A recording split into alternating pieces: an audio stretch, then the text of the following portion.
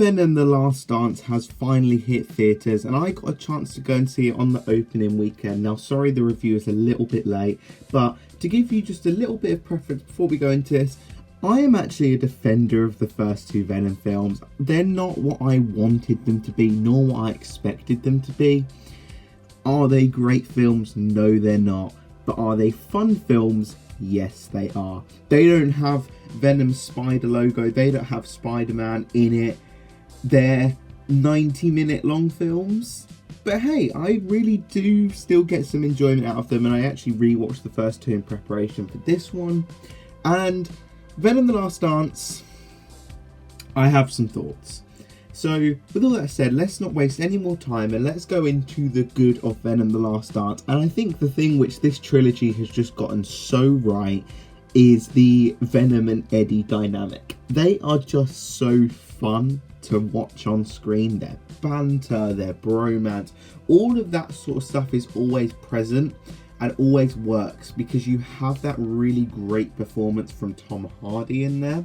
And he just knows now how to present this character, and it's done in a very, very fun way, and that dynamic is still there, it still goes strong. And because this is the final film in a trilogy, the emotions are ramped up a lot more. This is much more of an intense film where there's situations that the characters are in, you're like, I want them to like be safe out here, because these are intense big situations that if not dealt with carefully could result in the end. Like, it's things like that, so they build out the tension a little bit more. This is probably the most intense Venom film, and with that said, the third act of the film continues that, and I think the third act of the film is really, really great. The trailers did a good job of not showing off a lot. They kind of showed a lot from the first and second act, kind of things in the deserts and the scene with the dogs and things like that, and on the plane. Like, they showed a lot of stuff like that, but the third act itself they didn't actually show, and I really appreciated that because it was a pleasant surprise in how actually fun it was and intense it was. Like, it had me on the edge of my seat because I was that level of invested into the film. And with that said, they actually find a really strong way to conclude this trilogy in a satisfying way. I left satisfied with the way that they ended this trilogy here, and I was happy with it because it delves into quite deep emotions. It will make you shed a tear. It is one of those type of films, but it just also feels right at the same time.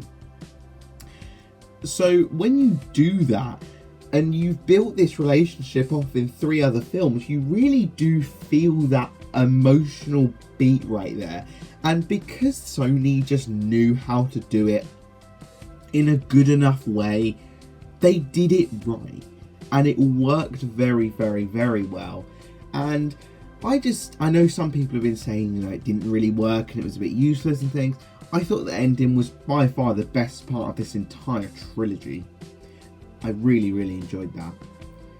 With that said, this isn't really a great film, so let's move on to the mixed aspects of the film. I also said missed then. The mixed aspects of the film, and these are just things that you might want to know before going into the film. They're not necessarily good or bad things. There is a mid and a post-credit scene. The mid-credit scene is something you might want to stay for. The end credit scene is very, very weird, and I don't really know how to interpret it. So maybe do stay for it if you've got time, but if not, you can catch it on YouTube. And another thing to say is, like, your enjoyment out of this film depends entirely on your love for the first 2 films. If you don't really like the first 2, you're not really going to like this one. If you do enjoy the other 2, like me, you're going to get some enjoyment out of it. So that's kind of the big thing here. And another question which I keep getting asked is about Knull's screen time. I was speaking to someone the other day about the film. Yes, Knull is in the film, but pretty much all of his footage or scenes were in the trailer. You do not see a lot of Knull. He has a few lines at the beginning of the film, and then that's it. There's not really a whole lot to Knull. Which, like, if you go in expecting not to see a lot of Knull, you're not going to be as disappointed with, like, how they did it with Morbius and Madam Web. It's kind of things like that. So that's just one thing to note. But with that said, let's get on to the bad. And The film's story is non-existent. This film has no real story. It is paper thin. Like, someone asked me when I was talking about the film, they said, like, can you describe the plot to me? And I really struggled because the plot is all over the place. Without going into too many specifics, we have this thing with Area 51 over here with testing on symbiotes. We have the Eddie and Venom dynamic, and then we have the whole thing with Knull in the background and these aliens that are coming after them. Like, there's loads of things like that. And when you squeeze that into an hour and a half long film, or just over an hour and a half, sorry, it feels like a lot is being thrown at your face and none of it makes sense. Like, I've tried to just rethink this story in my head. It doesn't go together. It doesn't make sense. And considering this is a Venom film, there is not a lot of Venom in this film. And they introduce some stupid reason for that. But the real reason is because they used up all of their budget in the third act. The final 20 minutes used up all of their budget. So they're like, oh yeah, so we can't show Venom because it's going to cost so much money in our CGI budget. So that's kind of the reason why. And when you actually do see Venom, it's for absolutely stupid reasons after the East. Like, the middle act is ridiculous. You could completely pull out the middle act of this film and it wouldn't make much of a difference. It's one of those situations where the whole middle act is filler. There's a whole scene in Las Vegas and we see like Mrs. Chen didn't need to be there, completely useless. Like, no offense, but like, she didn't need to be there, served no purpose. And there's a really odd scene with it and it's like, why are we doing this?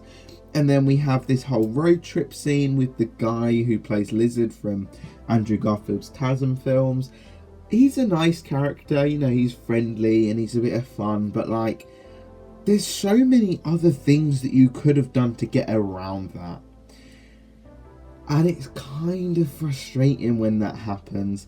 And another thing here is, like Morbius and Madam Web, this film strips every single Spider-Man reference possible. This is the closest you can get to a Spider-Man film without having Spider-Man, because they tear out all of the Spider-Man references, all of the jokes, everything like that is gone. So it shouldn't come to much surprise, and you know, it's all in all, this is an okay film. Another thing to kind of point out is the performances were actually not that great, and I this is something which I really hate commenting on when reviewing films, because I almost feel like it's a personal attack on that person, but I'm not doing that. I just want to say that the performances from pretty much everyone were quite stale. Like, we have Juno Temple in here coming fresh off Ted Lasso, who's kind of underdeveloped, and she kind of felt like she was just there just to like collect her paycheck and things like that. And we have the guy from Doctor Strange, I can't remember the actor, like, he just does, like, there's not a lot to it, there's not a lot to their performances. And even Tom Hardy kind of felt like he was just like there, like, come on, let's do some lines, let's, you know, bite some people's heads off and then let's go. Like, that was kind of the era here. And one final thing to point out is this film is clearly a reshoot film. One of my big issues with Ant-Man and the Wasp: Quantumania was that it felt like there was so many reshoots, and it felt like there were scenes which were meant to be cut, and there were some missed aspects here, some weird things like that. This film definitely has that. We know that they were doing reshoots just a month ago. This film is not. It's guilty of that. It's very, very guilty of that, and you can definitely feel it. And I think that's why the middle act feels so stale and just has no purpose to it. All in all though, Venom: The Last Dance is still a fun watch. If you are a fan of the Venom films, I still recommend you do watch this film. It's not a masterpiece in any way, and I know people say it's the best of the trilogy. I am here to disagree with that. I don't know if it's maybe my second favourite or my least favourite just about yet. I still haven't decided that. But all in all, Venom: The Last Dance is okay. It's good. It's a good film. It's good. It just about reaches that good scale. And you know, it's fun, so I'd give it like a 6.5 out of 10. If you're a Venom fan, then do go see it, but if you're not, give this one a miss. There's absolutely no point. But like, if you put me in a room with Venom the Last Dance, Joker Folie à Deux, Madam Web and Morbius, and I can only save one, I'm saving this film every single day of the week. In fact, I'd choose this over Ant-Man and the Wasp: Quantumania, Doctor Strange: Multiverse of Madness. Like, I'd choose it over those films, the Marvels. I'd just definitely, like, it's a fun film, but is it a great film? No. There's a lot of noticeable issues with this film, and I just think Sony needs to stop now. I think Sony have reached the end, and I've had enough of these Sony Spider-Man films, so can we please just leave it here now? Like, I don't know, I don't really want any more. I'm very tired of them, and they're not hitting the mark. So, unless you're going to introduce Spider-Man and put him in the MCU, let's stop here. This is not working. But yeah, guys, that is going to wrap up this video. Thanks so much for watching. Please do comment, and subscribe, share this with your friends, family. Let me know your thoughts on Venom: The Last Dance down below. Did you love it? Did you hate it? Are we somewhere in the middle? Have you seen it yet? But that's all for this video, guys. Thank you so much for watching, and we'll see you guys in the next video. Lethal Protectors.